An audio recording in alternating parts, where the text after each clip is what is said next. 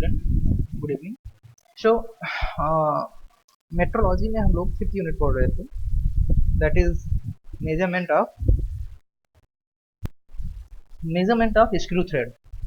तो screw thread का किस तरीके से मेजरमेंट किया जाता है उसके बारे में हमें इस चैप्टर में पढ़ना है। इंट्रोडक्शनरी पार्ट जो है हमने कल प्रीवियस लेक्चर्स में कवर किया था कि बेसिकली पर्पज क्या है, क्या चीज़ें पढ़ेंगे, स्क्रू थ्रेड का मतलब क्या होता है, क्या उसकी टर्मिनोलॉजी होती है। साथ ही साथ हमको थोड़ा सा डीप आइडिया लेना था सिंगल स्टार्ट और मल्टी स्टार्ट स्क्रू थ्रेड के बारे में हमें थोड़ा सा और डिस्कशन करना है। तो आइए पहले हम समझते हैं कि सिंगल स्टार्ट और मल्टी स्टार्ट स्क्रू थ्रेड होता क्या है, दिखता कैसे है। ठीक है, उसके बाद हम आगे मूव करेंगे। टर्मिनोलॉजी हमने देख लिया है। अब जो नेक्स्ट हमारा टॉपिक होगा वो होगा कि जो डिफरेंट पैरामीटर्स हैं उनका मेजरमेंट किस तरीके से किया जाए। जैसे कि एक्सटर्नल डायामीटर, स्क्रू थ्रेड का जो मेजर डायमीटर होता है उसको किस तरीके से मेजर किया जाए, जो माइनर डायमीटर होता है उसका मेजरमेंट किस प्रकार से किया जाता है। ठीक है, कौन से मेथड होते हैं, कौन से इक्विपमेंट होते हैं, इन सब चीज़ों के बारे में जो है हमें इस लेक्चर में आगे कैरी फॉरवर्ड करना है। साथ ही साथ टर्मिनोलॉजी की बात करें तो आई थिंक मैंने आपको सारे जो स्क्रू थ्रेड से रिलेटेड टर्मिनोलॉजी हैं उसको मैंने हर एक पार्ट को, हर एक टर्म्स को जो है आपको एक्सप्लेन किया हुआ है, बताया हुआ है कि इसका मतलब क्या होता है। जैसे कि लीड हो गया, उसके बाद आपका क्रस्ट क्या होता है ना, फ्लैंक क्या होता है, ये चीज़ें जो है आपको, एंगल क्या होता है, फ्रैंक एंगल क्या होता है, स्क्रू थ्रेड एंगल क्या होता है, ये सब चीज़ें जो है बताया। साथ ही साथ मैंने आपको ये भी बताया कि थ्रेड एक्सिस क्या होती है। ठीक है, तो अब जो नेक्स्ट हम देखेंगे, सबसे पहले हम देखेंगे कि सिंगल स्टार्ट और मल्टी स्टार्ट थ्रेड, थोड़ा सा हमने इसके बारे में बेसिक आइडिया लिया हुआ था। आइए थोड़ा सा और डीप में इसको समझते हैं कि हम कैसे समझेंगे कि ये सिंगल स्टार्ट थ्रेड है या ये मल्टी स्टार्ट थ्रेड है, किस तरीके से पहचान करेंगे, बेसिक डिफरेंस इसका क्या होता है।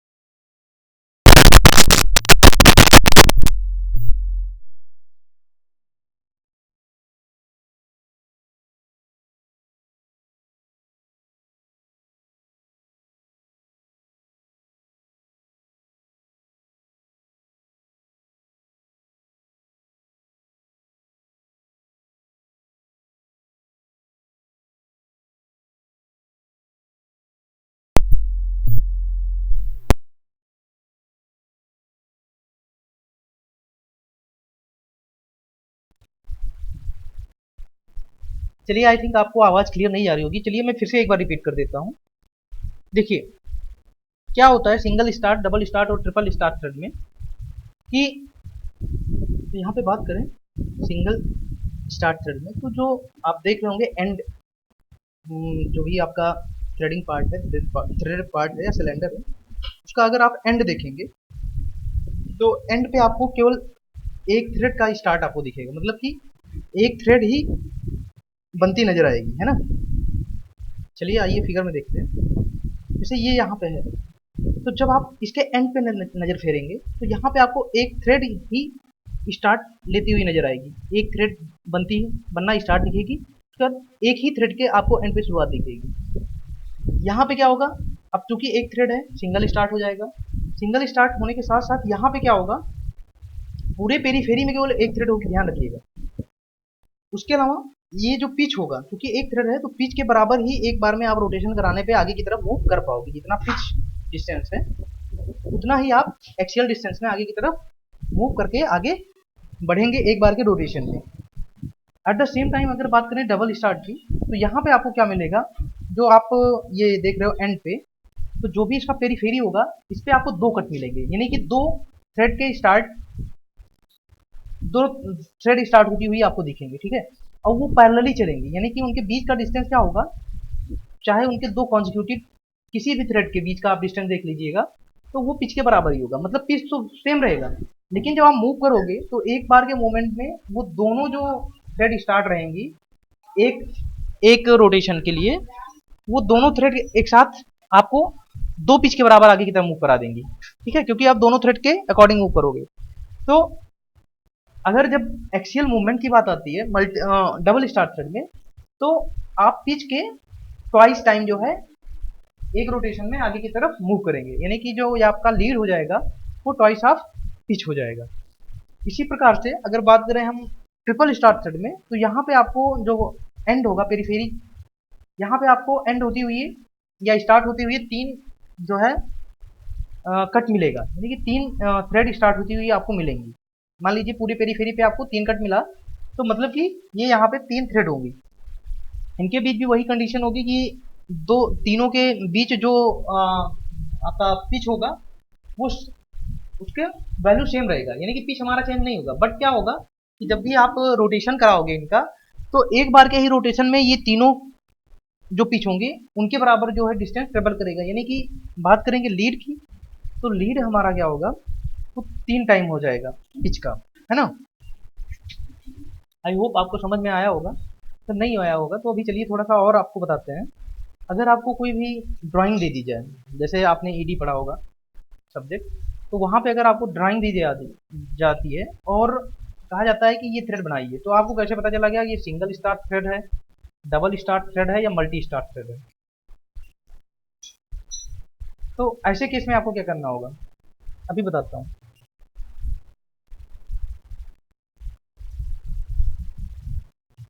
यहाँ पे आपको करना क्या होगा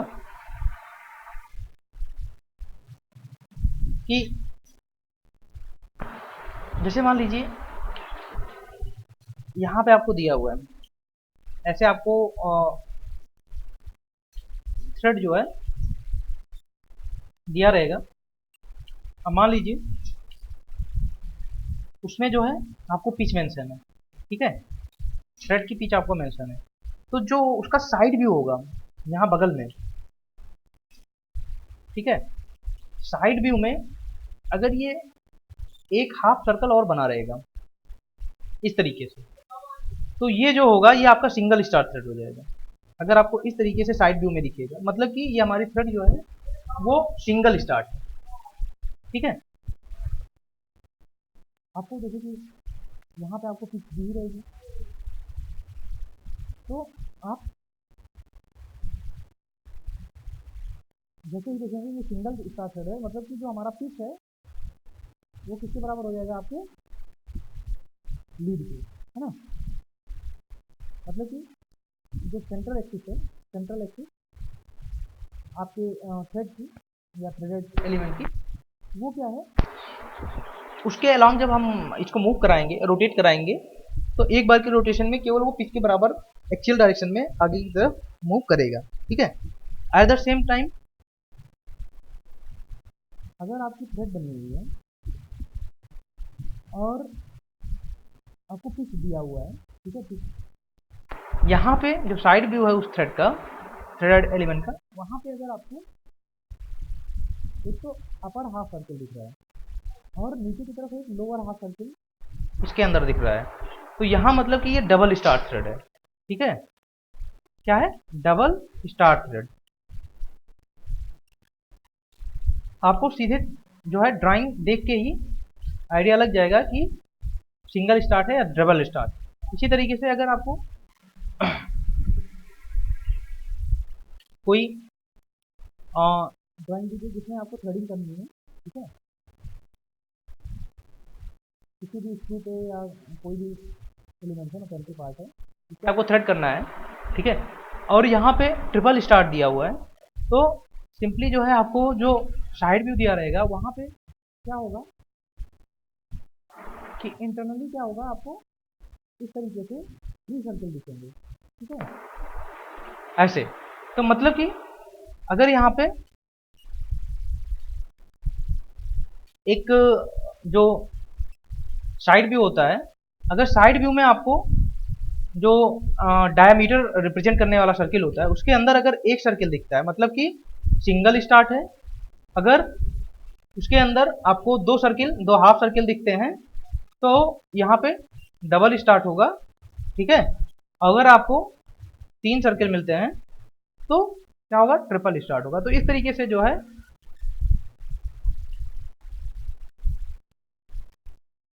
हम आसानी से ड्राइंग देख के पहचान सकते हैं कि हमारा जो थ्रेड है या थ्रेडेड एलिमेंट है वो हमारा सिंगल स्टार्ट है, मल्टी स्टार्ट है या ट्रिपल स्टार्ट, ठीक है। आई होप आपको अब चीज़ें क्लियर हो गई होंगी और आप आसानी से देख के जो है सिंगल स्टार्ट, डबल स्टार्ट और ट्रिपल स्टार्ट या मल्टी स्टार्ट जो थ्रेड होती हैं, स्क्रू होंगे, उनको आप आसानी से रिकॉग्नाइज कर पाएंगे।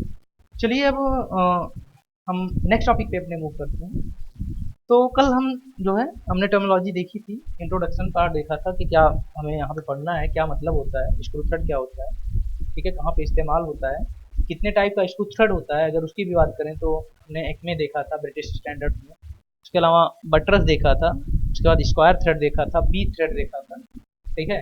हर थ्रेड आई होप आप क्या नाम है अपने इंजीनियरिंग ड्राइंग में इन थ्रेड्स के बारे में डीप में पढ़े होंगे, ठीक है। उसमें एंगल्स का वेरिएशन होता है, स्क्वायर थ्रेड में पावर ट्रांसमिशन अधिक होता है ना, लेकिन एंगेजमेंट थोड़ा डिफिकल्ट होता है। बटरस थ्रेड होती है, तो अलग अलग थ्रेड का अलग अलग एप्लीकेशन होता है। लीड स्क्रू वगैरह में, जैसे लेथ में लीड स्क्रू, स्क्वायर थ्रेड के लीड स्क्रू में जो है आपका एक में थ्रेड बना होता है, तो जो है डिफरेंट टाइप के जो थ्रेड इस्तेमाल होते हैं। उसके अलावा हमने आपको बताया था कि लेफ्ट हैंड थ्रेड और राइट हैंड थ्रेड के बारे में, मतलब कि अगर हम लेफ्ट हैंड पे रोटेट कराने पे हमारा जो पेंच है वो कस जाता है तो वो लेफ्ट हैंड हो जाएगा। अगर राइट हैंड पे रोटेट कराने पे कस जाता है तो राइट हैंड थ्रेड होगी, ठीक है। नेक्स्ट मूव करते हैं जो हम जहाँ पे हमने छोड़ा था। तो आज हम सबसे पहले पढ़ेंगे कि किस तरीके से जो आपका मेजरमेंट है मेजर डायामीटर का। स्क्रू थ्रेड में 2 डायामीटर मैंने आपको बताए थे, पहला था माइनर डायामीटर और दूसरा था मेजर डायामीटर। तो आज हम पढ़ेंगे measurement of major diameter. Major diameter को मेजर करने का के लिए एक बेंच माइक्रोमीटर का इस्तेमाल किया जाता है, ठीक है। बेंच माइक्रोमीटर की हेल्प से हम क्या करते हैं कि जिस भी जॉब का हमें थ्रेड मेजर करना होता है, जिस भी स्क्रू का हमें थ्रेड मेजर करना होता है, उसको हम उसके एनविल्स के बीच में प्लेस करते हैं, तो फोर्स अप्लाई करते हैं, ठीक है। एक लिमिट, एक fix amount of force apply होता है, तो जो बगल में माइक्रोमीटर लगा रहता है उसमें माइक्रोमीटर से हम रीडिंग ले लेते हैं और हमें ये पता चल जाता है कि जो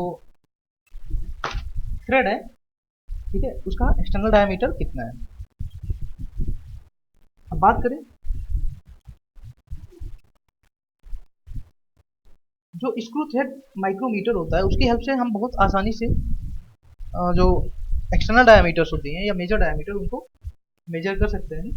जब भी हम रीडिंग को लेते हैं तो क्या करते हैं, बहुत हल्का सा लाइट प्रेशर जो है अप्लाई करते हैं। पहले आइए देखते हैं कि आपका जो बेंच माइक्रोमीटर वो किस तरीके दिखता है।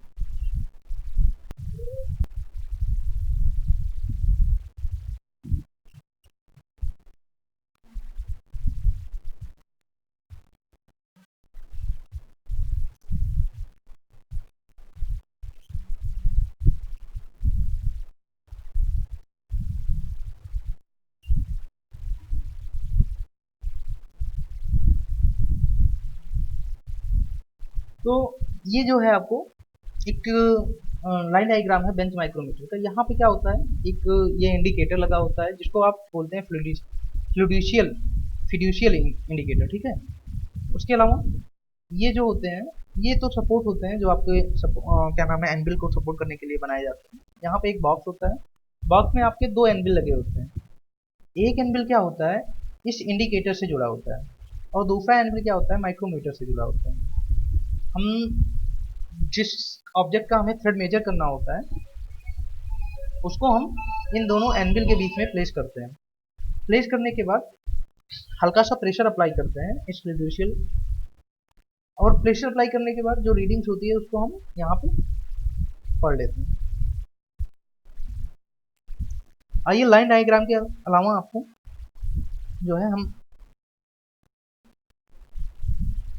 वैसे दिखाते हैं किस तरीके से ये दिखता है। देखिए यही है आपका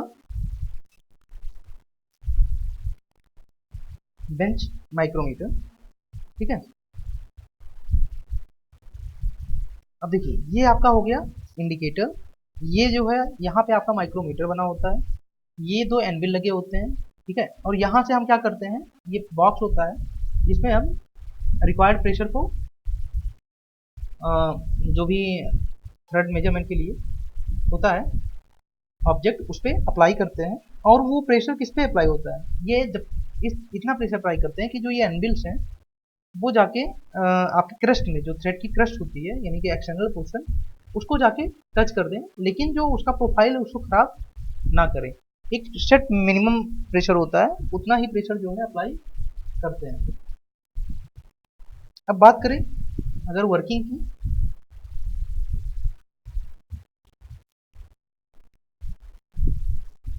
तो यहाँ पे क्या होता है कि जिस भी उसको हमें मेजर करना होता है, जिस भी सिलेंडर पे बने हुए थ्रेड को हमें मेजर करना होता है, एक्सटर्नल थ्रेड को मेजर करना होता है, सबसे पहले क्या करते हैं कि उसको हम ये जो आप एनविल देख रहे हैं इनके बीच में हमें प्लेस करना होता है, ठीक है।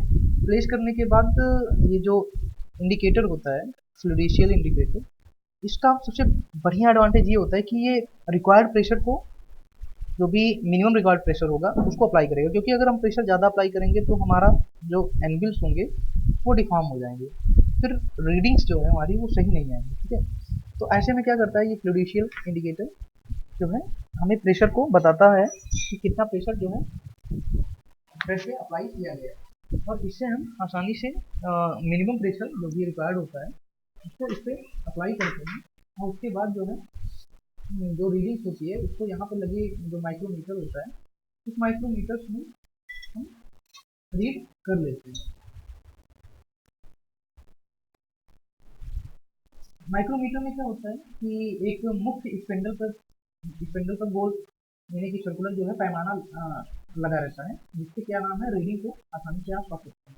अगर हमें हाई एक्यूरेसी के साथ जो है मेजरमेंट करना है तो यहाँ पे हम क्या करते हैं, बेंच माइक्रोमीटर का प्रयोग करते हैं। इसमें क्या होता है कि एक बॉक्स नुमा बेस होता है ना, जिस पर हमारी ये एनविल्स क्या रहती हैं, ये देखिए ये आपका बेस है, इसी पे हमारी एनविल्स जो है वो प्लेस होती है। एक एनविल क्या होता है, ये आपका फिड्यूशियल इंडिकेटर से जुड़ा रहता है, और दूसरा एनविल आपका मेजरिंग एनविल होता है जो कि आपका माइक्रोमीटर से जुड़ा है। जिस तरीके से एनविल मूव करती है, जो पोजीशन होती है, उसी तरीके से आपको यहाँ पे माइक्रोमीटर में रीडिंग मिलती रहती है। फिड्यूशियल इंडिकेटर में क्या होता है, जो थ्रेड पे लगने वाला प्रेशर होता है वो हम आसानी से यहाँ पे देख सकते हैं, और ये एक तरीके से इंडिपेंडेंट इंडिकेटर होता है। और जनरली क्या करते हैं कि जितनी भी रीडिंग्स होती हैं, जितने भी मेजरमेंट्स होते हैं, हर प्रकार के मेजरमेंट में हम जो प्रेशर होता है उसको लगभग लगभग इक्वली रखते हैं। ठीक है, अब इसमें क्या होता है कि जैसे ही हम जॉब को इन एंगल्स के बीच में प्लेस करते हैं, जो भी रिक्वायर्ड हमें जॉब, मतलब जिस जॉब का हमें डायमीटर मेजर करना होता है, उसको इन एंगल्स के बीच में प्लेस करते हैं। और जैसे ही प्लेस करेंगे उसके बाद क्या करते हैं कि एंगल्स को रिक्वायर्ड जो भी मिनिमम रिक्वायर्ड प्रेशर होता है उतना अप्लाई करते हैं, और वो जाके क्या करते हैं, जो आपका शिखर होता है यानी कि क्रेस्ट, उस क्रेस्ट से कांटेक्ट में आ जाती है। तो क्रेस्ट से कांटेक्ट में आने के बाद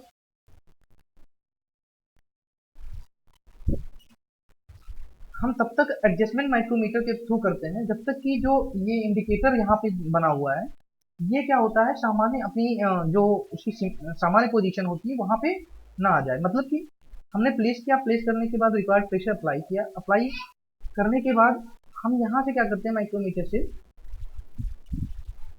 जो है एडजस्टमेंट करते हैं। और वो एडजस्टमेंट तब तक करते हैं जब तक कि जो इंडिकेटर है वो अपने सामान्य पोजीशन पे या जनरल पोजीशन पे ना आ जाए।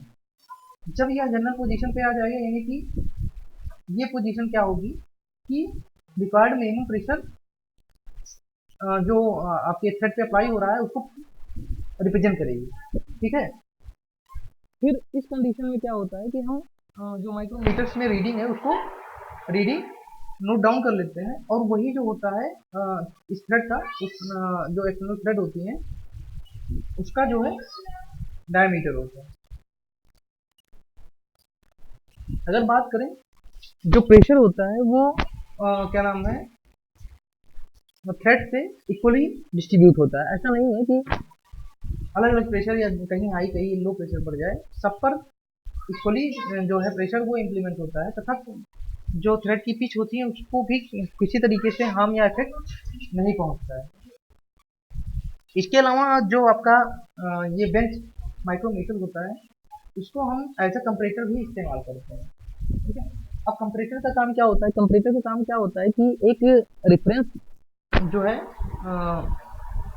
एक तरीके से कह लीजिए रेफरेंस आपको दे दिया जाए, रेफरेंस डायमेंशन दिया जाए, उसके रिस्पेक्ट में आपको बताना होता है कि नेक्स्ट डायमेंशन हमारी बड़ी है, छोटी है, कितनी बड़ी है, कितनी छोटी है, क्या पोजीशन है। मतलब कि आपको ऑलरेडी एक रेफरेंस जो है सेट कर दिया जाए किसी भी ऑब्जेक्ट का या जॉब का डायमेंशन देके, या जॉब को देखे कि ये हमारा रेफरेंस डायमेंशन है। अब जो दूसरा वाला जो क्या नाम है आपका जॉब है या प्रोडक्ट है, उसका आप बताइए कि इसके रिस्पेक्ट में कितना छोटा है या कितना बड़ा है। तो ये कंपरेटर का काम होता है। ठीक है, तो हम बेंच माइक्रोमीटर को एज अ कंपरेटर भी इस्तेमाल कर सकते हैं। इसमें क्या होता है कि एक कैलिब्रेटेड सेटिंग सिलेंडर होता है। ठीक है, उसको क्या करते हैं हम, स्टैंडर्ड को, कैलिब्रेटेड सेटिंग सिलेंडर होता है उसको हम स्टैंडर्ड को सेट करने के लिए इस्तेमाल करते हैं। अब इससे फायदा क्या है, इससे फायदा ये है कि जो एंगल्स होती हैं वो क्या करती हैं, प्रॉपरली जो है कांटेक्ट में रहती हैं। ठीक है, उनका कांटेक्ट जो है प्रॉपर कांटेक्ट मेंटेन रहता है। अब बात करें सेटिंग, जो हमारा सेटिंग सिलेंडर होता है जिसको हम एंगल्स के बीच में प्लेस करते हैं, उसका जो व्यास होता है वो जो मेजर करने वाली थ्रेड्स होती हैं उसके जो एक्सटर्नल या मेजर थ्रेड होती है उसके व्यास के लगभग लगभग बराबर होता है। ठीक है, तो सबसे पहले क्या करते हैं कि एंगल के बीच में सिलेंडर को लगाते हैं, उसके बाद माइक्रोमीटर से रीडिंग जो है हम नोट डाउन कर लेते हैं कि इसकी डायमीटर कितनी है। फिर क्या करते हैं, सिलेंडर को वहां से रिप्लेस करते हैं, और रिप्लेस करके हम क्या करते हैं, वर्क पीस लगाते हैं, वर्क पीस को लगाते हैं। उसके बाद क्या करते हैं कि वर्क पीस की भी हम इंडिकेटर जो डायल इंडिकेटर होता है वहां से उसकी पोजीशन को नॉर्मलाइज करके, मतलब कि माइक्रोमीटर में एडजस्टमेंट करके माइक्रोमीटर के थ्रू, और जब भी स्टेबल हो जाता है हमारा डायल इंडिकेटर तो माइक्रोमीटर में रीडिंग ले लेते हैं। और इससे जब हमें ये पता लग जाता है कि जो हमारा रेफरेंस ऑब्जेक्ट है उससे हमारी जॉब कितनी छोटी या बड़ी है, मतलब कि एक तरीके से कंपेरिजन हमें दोनों में मिल जाता है। अब मान लीजिए आपका जो सेटिंग सिलेंडर है उसका डायमीटर कैपिटल डी है, उसके बाद M1 क्या है, सेटिंग सिलेंडर के लिए माइक्रोमीटर के द्वारा बताई गई रीडिंग, ठीक है। और M2 जो है जॉब के लिए माइक्रोमीटर के द्वारा बताई गई रीडिंग है। तो जो चूड़ी का आपका जो थ्रेड का मेजर डायमीटर होगा वो हम निकालेंगे D प्लस, यानी कि diameter of setting cylinder plus reading of micrometer on job minus reading of micrometer on setting cylinder, ठीक है। तो मतलब कि डायमीटर के सेटिंग डायमीटर का जो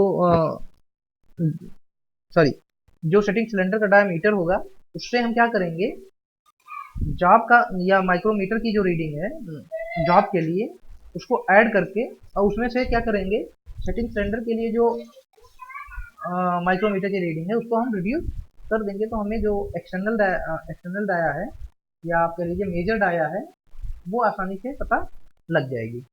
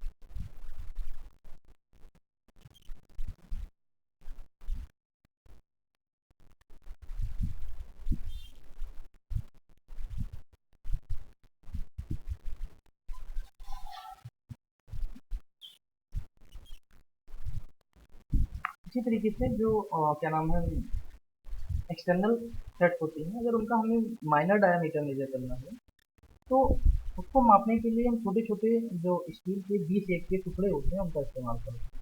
अब ये बी शेप के टुकड़ों को क्या करते हैं, ये अब जैसे ये अब बी शेप का टुकड़ा है तो इसको हम क्या करते हैं, इनके रूट से संपर्क कराते हैं, जो थ्रेड होती है उसके रूट से इनको हम कांटेक्ट कराते हैं।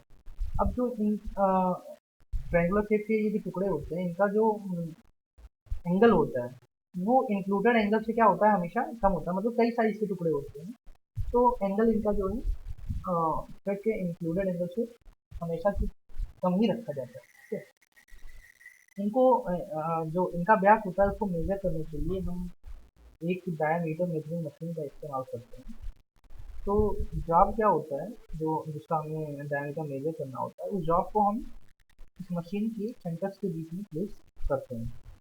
अब जो मशीन होती है उसके सेंटर के जो परपेंडिकुलर हम क्या करते हैं, एक माइक्रोमीटर लगाते हैं एक्सिस के परपेंडिकुलर, जो माइक्रोमीटर लगाते हैं। ये माइक्रोमीटर क्या होता है, एक बी वाल साइड होती है उस पर ये क्या करता है, स्लाइड करता रहता है। ठीक है, बी वाल साइड पे एक्सिस के पैरेलल स्लाइड तो करता रहता है, लेकिन प्लेस कैसे रहता है, उस एक्सिस के परपेंडिकुलर रहता है। यानी कि मूवमेंट क्या होता है, पैरेलल होती है लेकिन रहता है परपेंडिकुलर। फिर जो हमारे बी शेप के टुकड़े होते हैं इनका कोई प्रभाव इसलिए नहीं होता है क्योंकि ये टुकड़े केवल एक स्टैंडर्ड रीडिंग को लेते हैं। और ये क्या होता है, लेते समय मतलब कि जो स्टैंडर्ड रीडिंग होती है उसको लेते समय ये माइक्रोमीटर और सिलेंड्रिकल जो स्टैंडर्ड होता है उसके बीच में लगाए जाते हैं। रीडिंग के टाइम पे हम जॉब को क्या करते हैं, जो माइक्रोमीटर होता है उसको जॉब के एक्सिस के परपेंडिकुलर रखते हैं,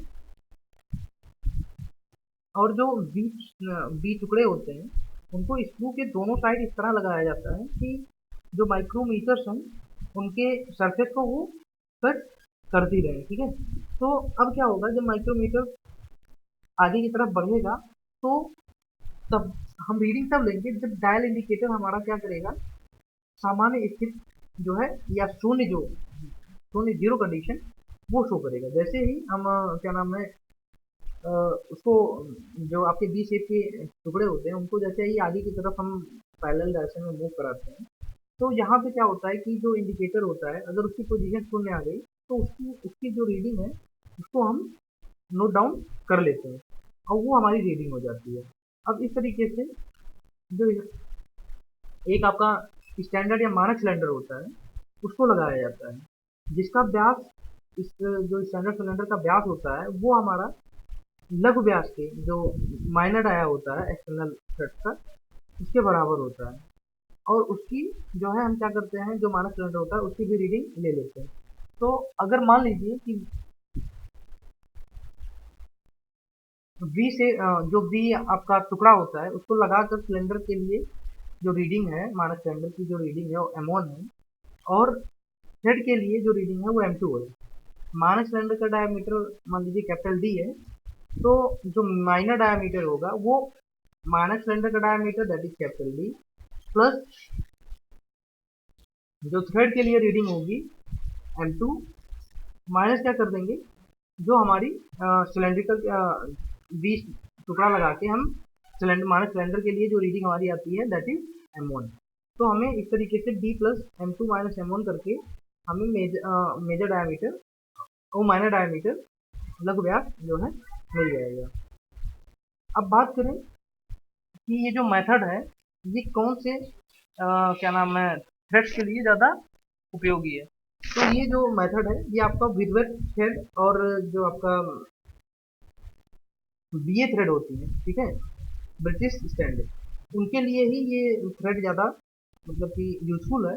ये मेथड थ्रेड मेजरमेंट का उन्हीं थ्रेड के लिए ज़्यादा यूजफुल है। अन्य थ्रेड के लिए हम क्या करते हैं, स्मॉल स्मॉल डायमीटर प्रोजेक्टर का इस्तेमाल या माइक्रोस्कोप का इस्तेमाल मेजरमेंट के लिए करते हैं। तो इस तरीके से आपने देखा कि किस तरीके से हम एक्सटर्नल थ्रेड का माइनर और मेजर डाया बैक माइक्रोस्कोप के द्वारा जो है वो मेजर करते हैं। अब जो हमारा नेक्स्ट टॉपिक है वो हम बढ़ेंगे नेक्स्ट लेक्चर में, that is effective dia measurement of external thread. हाँ, तो नेक्स्ट जो है वो हमारा आपका एक्सटर्नल थ्रेड का इफेक्टिव डायमीटर किस तरीके से मेजर करते हैं वो हमें नेक्स्ट पढ़ना है। और इसमें जो इफेक्टिव डायमीटर मेजरमेंट का है इसमें 3 मेथड है। पहला है thread micrometer method, 2 wire method और 3 वायर मेथड। देखिए 2 वायर और 3 वायर ये जनरली आपको इंडस्ट्रियल एप्लीकेशन भी वाइडली आपको देखने को मिल जाएगा। उसके बाद ये आपके जो एग्जाम्स होते हैं वहाँ पे बहुत बार पूछा गया है, तो इसको थोड़ा सा हम डीप में स्टडी करेंगे और देखेंगे कि किस तरीके से 2 वायर 3 वायर मेथड के थ्रू जो है हम जो आपका थ्रेड होता है उसका इफेक्टिव डाया हम मेजर कर पाते हैं। ठीक है, तो उसके अलावा हम जो माइक्रोमीटर मेथड है जिसके थ्रू हम इफेक्टिव डाया एक्सटर्नल थ्रेड का मेजर करते हैं उसको भी हम नेक्स्ट लेक्चर में कवर करेंगे। चलिए तो फिर जो आज की क्लास है इसको हम यहीं तक रखते हैं और नेक्स्ट लेक्चर में हम जो इफेक्टिव डाया मेजरमेंट है उसको नेक्स्ट लेक्चर में हम देखेंगे। Thank you so much.